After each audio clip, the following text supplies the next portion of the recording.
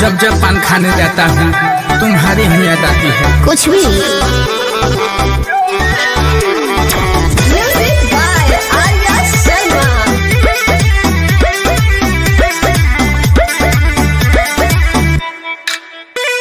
मेरे दिल की फीलिंग को किलिंग करते हो, जख्म भी केवल देते हो ना हीलिंग करते हो। अरे जख्म देने का काम तुम्हारा है।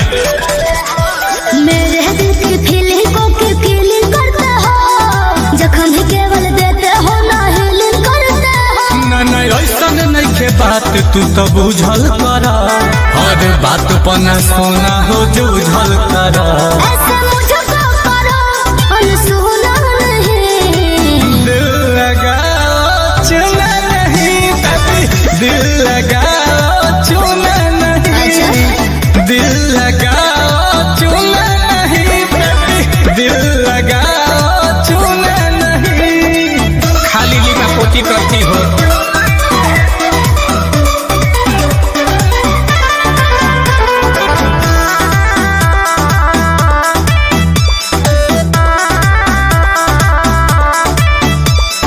जब भी कुछ भी बोलो तो कर देते बहाना, सॉरी बेबी कहने का आदत है पुराना।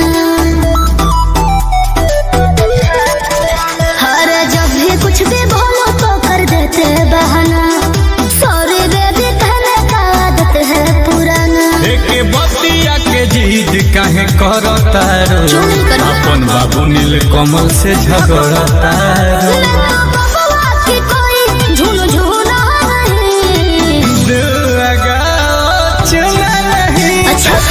दिल लगाओ चुना नहीं, क्या बोलते रहते हो? दिल लगाओ चुना नहीं baby, दिल लगाओ चुना नहीं। पे चुना पोतोगी क्या? तो साइड हो जाओ। हटो।